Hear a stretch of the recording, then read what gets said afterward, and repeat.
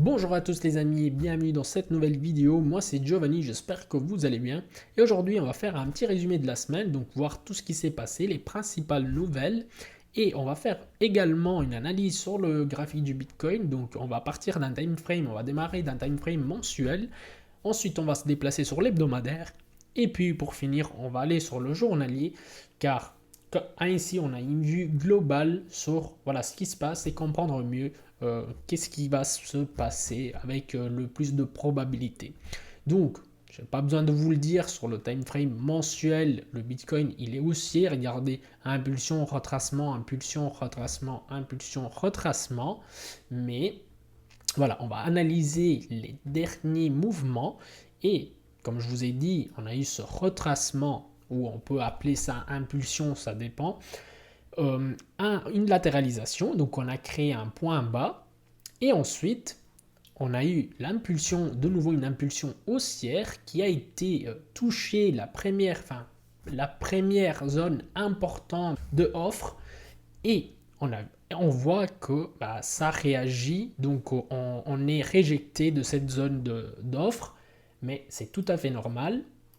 Mais si on va utiliser l'instrument de Fibonacci, on peut voir que on est sur le pour l'instant, on a touché le niveau 0.382 de Fibonacci. Et donc, ça nous fait comprendre que c'est tout à fait un retracement. Ce qu'on a eu les derniers 2 mois, c'est tout à fait un retracement. Et donc, il n'y a pas à s'inquiéter. Si vous voulez un peu plus de détails, je peux vous montrer les indicateurs que j'utilise, donc le momentum et l'ADX. Regardez, on n'a pas de force. On n'a pas de force et le momentum baissier est fini. Donc normalement, on va s'attendre plutôt à une latéralisation donc avec des mouvements, des gros mouvements, bien sûr, parce que c'est le mensuel. Mais voilà, on ne va pas s'attendre à faire des nouveaux minimums et tout ça. Enfin, en tout cas, c'est pas ce que je vois quand je regarde les graphiques. Regardez, on a remonté les moyennes mobiles. Donc on est au-dessus de la moyenne mobile à 10 périodes et à 55 périodes. Et quand c'est comme ça, c'est après, le Bitcoin n'a jamais descendu sur le time frame mensuel de ce deux moyennes mobiles parce que sinon, ce serait baissier. Donc voilà, pour l'instant, on a ça dans le time frame mensuel. Et donc d'un point de vue sur le time frame mensuel, le Bitcoin n'est pas baissier. On va pas, en tout cas, comme je vous ai dit, on ne va pas s'attendre à des nouveaux minimums. Il n'y a pas à s'inquiéter. Et si je peux vous montrer ce qui s'est passé la dernière fois qu'on a eu plus ou moins un truc pareil, c'est celui-là. Regardez. On venait d'une grosse impulsion, une grande impulsion, retracement sur la moyenne mobile à 55 périodes. Ici, on est descendu un peu plus bas. Et qu'est-ce qui s'est passé après? Regardez, le momentum baissier est passé. On a un petit peu latéralisé. Ça, c'était le Covid. Donc, je ne pense pas qu'on va revoir quelque chose pareil. Et ensuite, le momentum baissier est passé. Et on a eu une impulsion haussière. Ok, donc, un point de vue mensuel, il n'y a pas à s'inquiéter. On va attendre l'halving et on va voir qu'est-ce qui se passe. D'un point de vue hebdomadaire, oui, effectivement, là, on voit beaucoup plus de choses.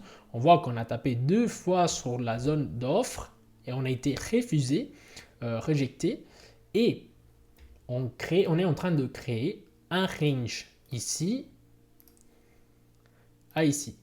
Et il vaut mieux qu'on garde ce range, ce niveau de support, parce que si on retourne ici, ça c'est la zone du point bas. Et c'est pas vraiment très très cool. Qu'est-ce qu'on peut voir d'un point de vue, avec les indicateurs que j'utilise, c'est que le momentum haussier est fini pour l'instant. Et ça nous a fait quand même récupérer pas mal de terrain, je ne sais pas si ça se dit en français. Et là, le momentum, regardez, déjà quand c'est vert foncé, ça veut dire qu'il est en train de terminer, l'élan est en train de terminer. Là, on est passé en rouge, donc le momentum est baissier, mais il n'y a pas de force. Et quand il n'y a pas de force, il n'y a pas de grosse impulsion. Regardez ici, je vous ai déjà montré dans quelques vidéos, Ici, on avait de la force et du momentum baissier et le prix suit la moyenne mobile. Donc, il y a beaucoup plus d'impulsion. Parce qu'une fois qu'il touche la moyenne mobile à 10 périodes, la plus vite, ben, il fait des impulsions. Il réagit, c'est comme si c'était en fait une résistance. Voilà, donc d'un point de vue mensuel, je m'attendrais à une latéralisation plutôt et peut-être, pourquoi pas, revoir, dans quelques semaines, revoir le prix remonter, voire quelques mois sur les 30 000. Voilà, donc d'un point de vue journalier, du time frame journalier, ici j'ai pas tous les niveaux, on voit qu'on a été réjecté parce qu'on a encore de la force dans le time frame journalier. Regardez ici, il y a de la force et quand il y a de la force, le prix suit la moyenne mobile à 10 périodes, mais ça peut arriver vu qu'il y a une nouvelle. Les nouvelles augmentent la volatilité et donc il y a forcément des choses qu'on peut pas, on peut pas prévoir. Le prix, quand la volatilité augmente, tout est plus chaotique. Et donc on a eu la nouvelle que je ne sais pas si vous avez entendu, Grayscale. Donc la SEC, Grayscale a battu entre guillemets la SEC au tribunal, vu que voilà, la SEC n'a jamais voulu convertir le GBTC, un truc comme ça, de Grayscale en ETF. Et donc il y a eu la nouvelle qu'un juge a fait gagner, on va dire, Grayscale. Et voilà, donc ça augmente les probabilités d'avoir un ETF spot sur Bitcoin. Ça augmente les probabilités. Et voilà, donc ça c'est une chose. Donc dans le journalier, il y a un peu de force, mais le momentum baissier est en train de terminer. Donc normalement, on ne devrait pas casser ce support. Il y a peut-être des bons trades à prendre. Je vous dis la vérité, j'ai été très occupé ces derniers jours. Mais voilà, on est un point bas d'un range. Et voilà, ça pourrait être intéressant au niveau de risque-rendement. Faire quelques trades dans le journalier. Peut-être intéressant.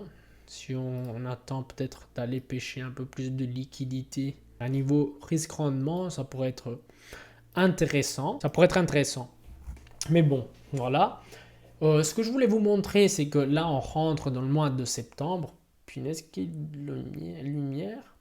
Dans le mois de septembre. Et ce que je voulais vous montrer, c'est que statistiquement, le mois de septembre a toujours été un mauvais mois pour le Bitcoin. Regardez les retours, les retours sur le mois de septembre, ça a quasiment toujours été au négatif, à part 2 ans, le 2016 et le 2015, tout était un peu plus chaotique.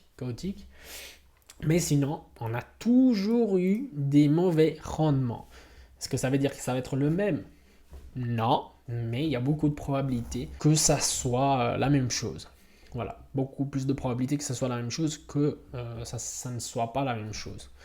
Pourtant, octobre, ça a toujours été presque un bon mois. Regardez les rendements, plus 60%, plus 33, 14, 47, 10, 27, 39. Donc il y a plus de probabilités que le mois prochain, on puisse voir quelque chose d'intéressant. On est ici toujours pour regarder et comprendre mieux ce qui se passe. Donc je ne sais pas si vous avez compris, donc long terme, je ne pense pas qu'on va faire des nouveaux minimums, plutôt consolider, latéraliser un petit peu, que ça pourrait être une accumulation, et ensuite repartir avec tout ce qu'on sait, les ETF spot Bitcoin, les taux d'intérêt que sont arrivés presque au maximum. Et voilà. Ce que je voulais vous montrer aussi, c'était les assets de la Federal Reserve. Donc regardez ici.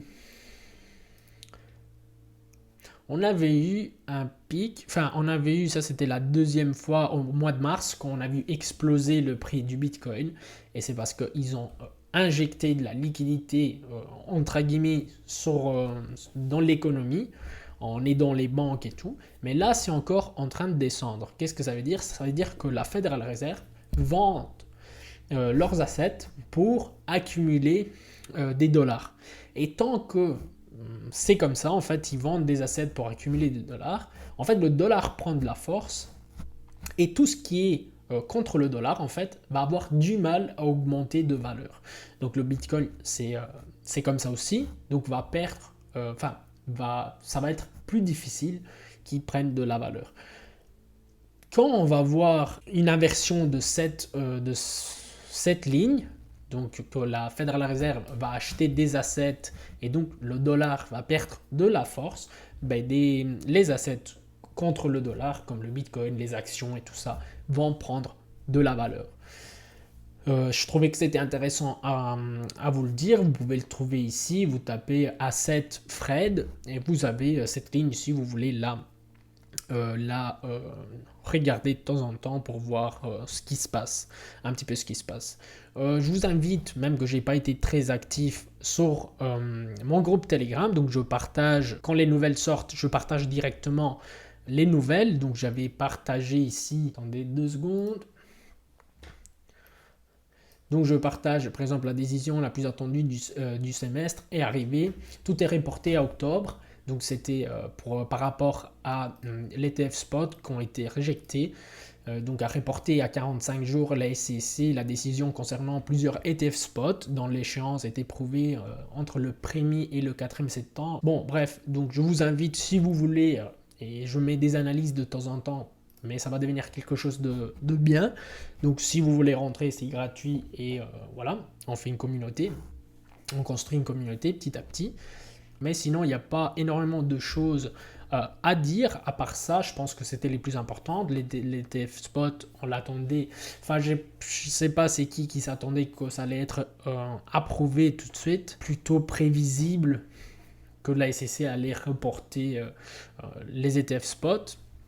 Au niveau des longues et des shorts, il y a plus de short que de longues en ce moment. Regardez, longue moins 29 000 et short moins presque 2000. Et voilà les amis, si vous avez des questions, laissez un commentaire, dites-moi ce que vous en pensez, votre prévision entre guillemets pour le Bitcoin, qu'est-ce que vous attendez à voir dans les prochains mois. N'hésitez pas donc à laisser des commentaires, laissez un like si la vidéo vous a plu et abonnez-vous si vous ne l'avez pas encore fait. Je vous souhaite une très belle soirée. À la prochaine.